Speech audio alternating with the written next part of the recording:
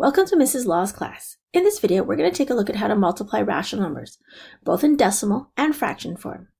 Now recall that when multiplying or dividing integers, we have the rules that when we multiply two positives together, we get a positive sign. And when we multiply two negatives together or divide two negatives, we also get a positive sign. So when we have like signs, we get a positive value when we multiply or divide. Now, when we multiply or divide a positive and a negative, or a negative and positive, we will always get a negative answer. So opposite signs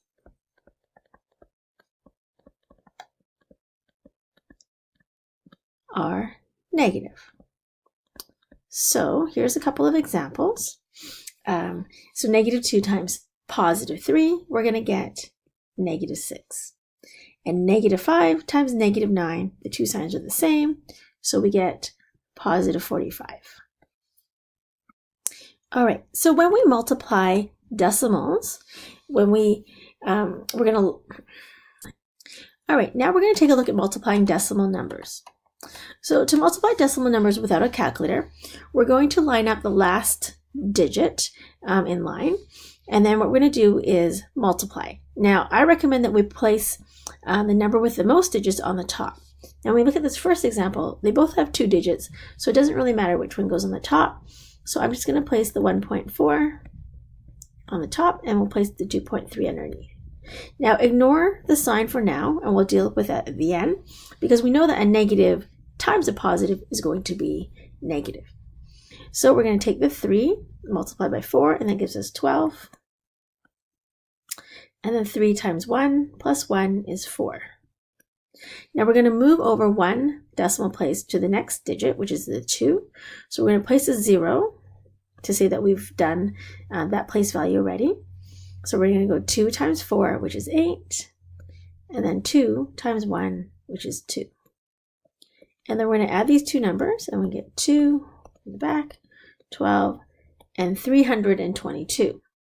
Now, we need to now place the decimal. So to do this, we're going to take a look at each of the numbers that we just multiplied together, and we're going to count the number of places from the back of the number, not including any zeros if there are any. So here we have 1 decimal place, and here we have another decimal place. So we have 1 and 2. So with our number, we're going to count from the very back, 1, 2, which means that my decimal place is going to go right here between the 3 and the 2. So the answer to this one we know is negative times positive is a negative answer. And then we have 3.22. All right, let's take a look at another example. So in this one here, we have a 2-digit number and a 3-digit number. Let's place the 3-digit number on the top. That way we don't have to multiply this or carry this out 3 times because of the 3 digits. We're going to place our 2.3 underneath. So we're going to multiply 3 times 7, which is 21. 3 times 8 plus 2 is 26. 3 times 6 plus 2 is 20. So that's multiplying with a 3. We're going to go over to the next digit, which is the 2. So because it's the next digit, we're going to place a 0 underneath the 1 to say we've moved over. So we're going to go 2 times 7, which is 14. Here are the 1. 2 times 8 plus 1 is 17. And then 2 times 6 plus 1 is 13. So we're going to add these two numbers. And then again, we're going to count our decimal places. So in the first number, we have 1, 2 places. In the second number, we have another one. So 1, 2, and 3. So from the back, we're going to go 1, 2, and 3, which means that we place the decimal between the 5 and the 8. So we can see that we have a negative times a negative, which means the answer is going to be positive. And our number is 15.801. And this is how we multiply decimal numbers. So now let's go on to multiplying fractions. All right, so to multiply fractions, we're going to multiply straight across from left to right. Remember to reduce to lowest terms if your answers can be reduced, but I recommend actually reducing beforehand, and I'll show you how to do that. So in this first question, we have a 5 over 7 times a 6 over 7. One of the numbers is negative. So like before, a negative times a positive is negative. Nothing can be reduced because 5 and 7 are prime numbers, and 6 doesn't have any factors that go into 7.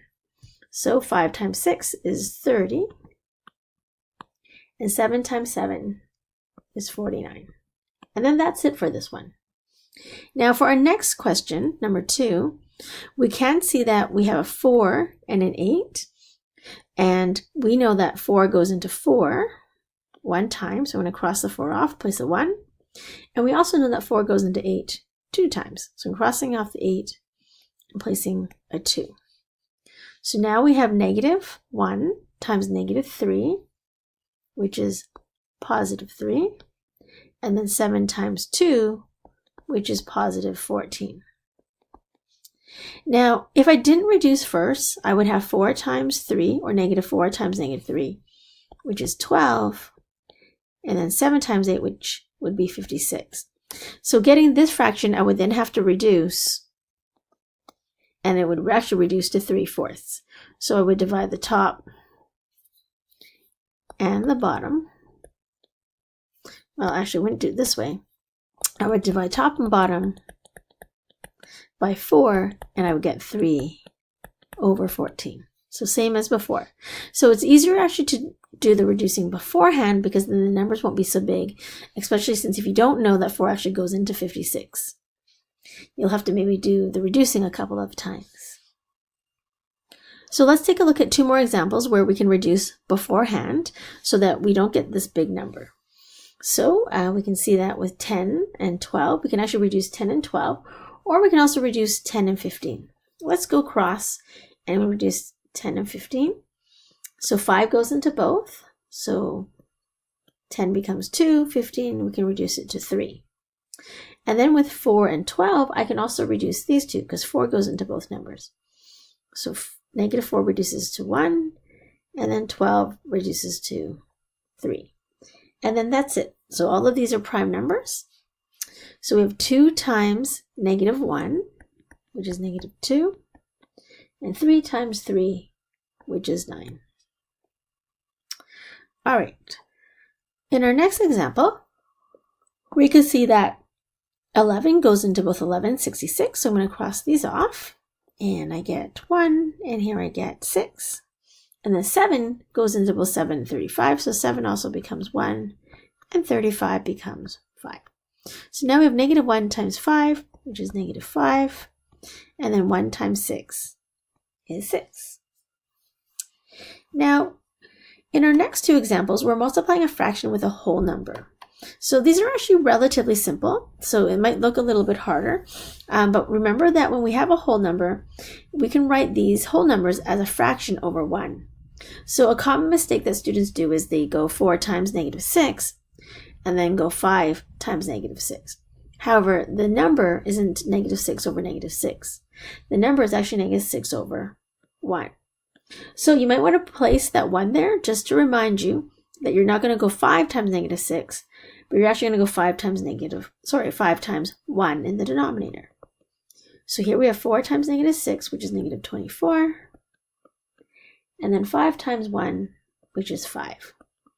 And we can reduce this, or actually not reduce, but we can change it to a mixed number. So 5 goes into negative 24, 4 times with 4 left over, so it's 4/5. So positive times negative is also negative.